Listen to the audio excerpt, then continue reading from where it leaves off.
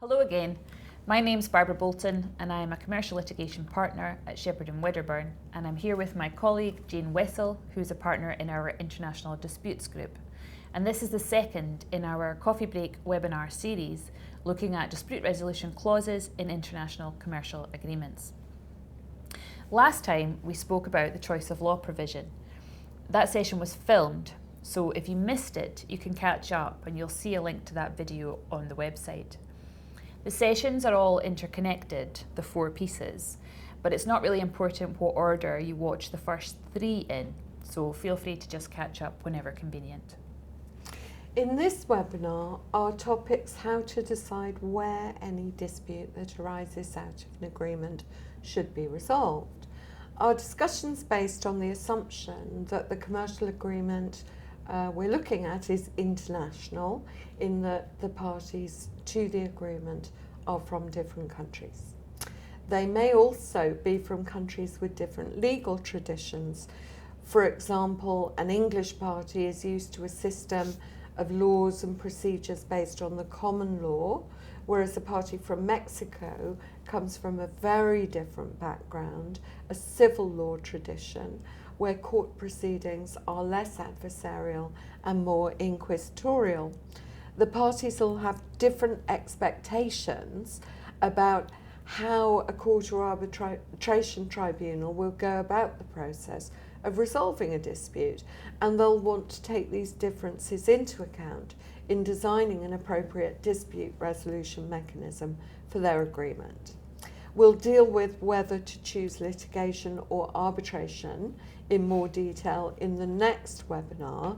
This time we want to focus on how to go about choosing where that litigation or arbitration should take place. Yes, and I think we should really start by talking about the general rules that apply to choosing which country's courts to use for litigation. So the basic rule is that, generally speaking, the parties are free to choose which courts to use, and it doesn't matter if none of the parties is from that country, and also the choice of law and jurisdiction don't have to match up. So for example, a Greek company and a French company might enter into a commercial agreement using English as the language of the agreement because the business people in the companies are fluent in English. And they might also decide to have their dispute resolved in the English courts because that's going to be neutral territory, the proceedings are going to be in a language they both understand, and they have confidence in the unbiased and relatively speedy process of the English courts. So they might include a provision in their agreement saying, any dispute arising under this agreement shall be submitted to the exclusive jurisdiction of the High Court of England and Wales. That would work fine, even although neither party is English, and even if they also choose Greek law rather than English law to govern their agreement. That's right, this really is a pick and mix exercise, and sophisticated commercial courts like those of England and Wales, New York and Singapore, to name a few examples, are very familiar with the process of applying foreign law to a contract. Of course, another option would be to go with a non-exclusive jurisdiction clause, just to ensure there can be no argument about whether the court named will have jurisdiction over the parties if one of them decides to sue that. This can keep options open, even though the parties have not been able to settle on the courts of a particular country for the exclusive dispute resolution proceedings. A non-exclusive clause might say any dispute arising under this agreement may be submitted to the non-exclusive jurisdiction of, for example, the Court of Session in Scotland. This would mean that no party could dispute the jurisdiction of the Scottish court, but at the same time they'd remain free to sue somewhere else based on the general rules of jurisdiction. There's a danger with these clauses, though, because they introduce a level of uncertainty and can result in 2 or more cases proceeding in different countries over essentially the same dispute. I always advise my clients to try and reach an agreement on an exclusive choice of court, if at all possible, to avoid that risk and increase certainty. I totally agree, and in our final session, in the fourth of these coffee break webinars, we're going to look at some examples of that. But that's for another day, that's for the sweep up session. For now, we should really talk about some of the factors that the parties might want to take into account when they're deciding which courts they want to use for their disputes. Of course, there's usually going to be an element of personal preference of the people actually negotiating the agreement, just as with choice of law. And again, this is going to be based on familiarity with the procedural laws in relation to their own experience in different courts and in terms of home advantage. So an English party is generally going to start by proposing its law, so for example, the courts of England and Wales. And a French party is going to in turn propose the French courts, and so on. So, Jane, what factors do you think are most important when the parties are negotiating that point? Well, as you've pointed out, the first consideration will usually be that every party would prefer to litigate at home. Everything's going to be so much more straightforward for them if they're litigating in their home territory, and they're not going to have to bother about additional travel costs, translation of documents, and all the other complexities of litigating abroad. But if the agreement's between two companies from different countries, neither one will want to litigate in the home territory of the other. So they'll have to negotiate a compromise that works for them both. I would say that the key factors that companies usually take into account fall into three broad categories. First, they'll both want to choose a jurisdiction where the procedures are familiar and will work for the type of dispute that's likely to come out of the agreement. Second, they will think about the practicalities of litigating in the courts of a particular country. Is the language going to be understood by them both? What are the costs of litigating there? What are the disclosure obligations under the procedural rules that will apply? What are the travel costs going to be like? Can they get visas for their witnesses, which can be a problem in some countries? Are costs recoverable in legal proceedings? All of those things will need to be thought through to decide from a practical point of view whether a particular country is a good choice. And then thirdly, and probably most importantly of all, are judgments of the courts that you're thinking of taking your dispute to going to be enforceable in the courts of the country where the other party holds its assets? Yes. We also need to discuss the rules that apply if the parties have failed to agree on a choice of court in advance. Unless there's an international regulation or convention that's applicable, the answer is really going to depend on which court is looking at the issue. That court is going to decide if it has jurisdiction based on its own rules and public policy. And if it does have jurisdiction, if there are competing proceedings elsewhere, the court also has to consider if it's going to exercise its jurisdiction. All of this will be based on the views of that particular country's courts, so the outcome can really be something of a lottery.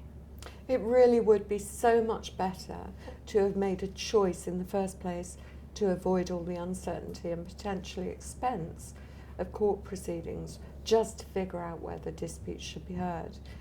Within Europe, we have a specific regulation that deals with this.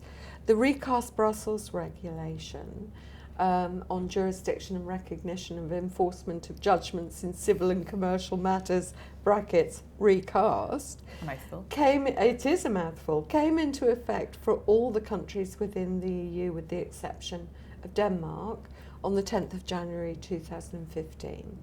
This replaces the 2001 Brussels regulation. It makes some important changes, but the broad rules remain the same. The starting point is that under the Brussels regulation, if the parties to a commercial agreement have agreed to litigate their disputes in the courts of a particular member state, that agreement will be upheld by all of the courts within the EU. If they've not made such an agreement, the regulation provides a series of rules to be used by the courts within the EU to decide which of them will have jurisdiction over the claim. And to my mind, this really emphasises the importance of making a clear choice from the outset so that all parties to the contract can be certain where any dispute is going to be resolved without having to deal with all these complexities about the jurisdictional rules in the Brussels regulation. But if we go back to our earlier example of a contract that is between a Greek company and a French company, and we look at the Brussels regulation and how it would apply if those parties had failed to reach an agreement on choice of court. The general rule under Article 4 of the regulation is that a party has to be sued in the courts of its country of domicile, unless there's a specific rule in the regulation providing an alternative basis for jurisdiction. Under Article 29, the court that is first seized has jurisdiction to decide whether or not it has jurisdiction, and any other court has to stay proceedings to allow that first court to make that determination. So if we go back to our example, the answer is going to depend on who sues first. If the Greek company makes it to the courts in Greece first, any subsequent proceedings issued in France are going to have to be stayed to allow the Greek court to decide if it has jurisdiction over the claim.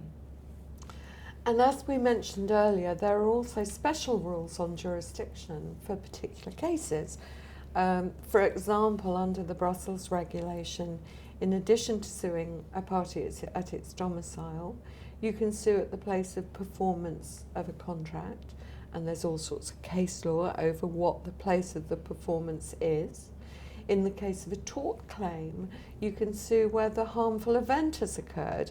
Similarly, there's been a great deal of litigation over where that is, and it's generally thought that the harmful event occurs both at the place where the act, which is a tort, is committed, but also at the place where the resulting damage is suffered. In the latter case, in a tort claim, if you sue where the resulting damage is suffered, you have to be careful though, because the European case law indicates that the only damages that can be recovered in that place are the damages suffered in that place. So if damage has been suffered more broadly than in one country, you may need to take multiple proceedings if you want to sue where the damage is suffered. There are also exceptions dealing with such things as consumer actions, insurance, real estate, and other specific kinds of disputes. There's another very important general rule which we should cover. Under Article 8, a claimant can sue one defendant in their domicile and then can bring in other defendants from other countries if the claims are so closely connected that it's expedient to hear and determine them together to avoid the risk of irreconcilable judgments resulting from separate proceedings. The defendant sued at their domicile is usually referred to as the anchor defendant, and this is commonly used in cases such as competition damages claims, where allegations are made that several companies across Europe have colluded together in anti-competitive conduct. Article 8 allows the claims against all of the alleged conspirators to be brought together in a single claim. So the recast Brussels regulation covers choice of court issues among European companies where the parties haven't made an explicit choice. But how about the rest of the world? Well, there's not yet any global agreement on the choice of courts, although usually an express choice will be enforceable. If there is no choice of court, then each court around the world would make its own determination on whether it has jurisdiction to decide a particular claim. That can lead to a great deal of duplication and expense. There is a glimmer of hope on the horizon, though, that one day there may be a broadly accepted international agreement. On the 1st of October 2015, the Hague Convention on Choice of Courts came into effect in the EU, except Denmark, and Mexico. And Singapore and the US have also signed the convention, but have not yet ratified it. The 2005 Hague Convention adopts three basic rules. Firstly, where parties to a civil or commercial agreement, say for consumer, employment and other specific types of contracts, have made an express choice of the courts of a particular country to determine their disputes, Article 5 of the Convention provides that the chosen court must in principle hear the case. Second, under Article 6, the courts of any other contracting state are required to suspend or dismiss proceedings to which that express choice applies. That doesn't mean that you preclude the courts of a nation other than the chosen court from considering applications for interim measures, which might be appropriate to support the litigation of the main dispute. Thirdly, Article 8 of the 2005 Convention provides that any judgment of the chosen court that's final and binding in that state must be recognised and enforced in the other contracting states, unless one of the limited grounds for refusal of recognition and enforcement listed in Article 9 applies. Of course, all of that's for the future, unless you happen to be dealing with an agreement between one of the EU states and Mexico. Perhaps one day in the future other nations will have signed up and that convention will start to have more relevance. But broadly, to sum up, the advice we would both give is try to agree to the courts of a particular country if you're going to litigate your disputes. State that choice clearly in your agreement and be aware that if you fail to do so, a complex set of rules will decide the issue for you. Absolutely right. So we're about out of time for today, and in this session we've only really been able to touch on key points at a very high level, and we all know that every case is dependent on its own facts and also on the negotiating power between the parties. So if you do have a particular scenario that you would like to bounce off either of us, just get in touch using the contact details on the website and we'll be happy to talk specifics. We've produced this desktop guide to help you walk through the key aspects of the various topics we're talking about during this series of webinars. If you don't already have a copy, please get in touch and we'd be happy to send it to you. Now, next time, we'll be dealing with how to decide on which method of dispute resolution you want to adopt for a particular contract, litigation or arbitration, and whether you want to also include any non-binding dispute resolution mechanisms such as mediation and conciliation. We'll look forward to seeing you again next time.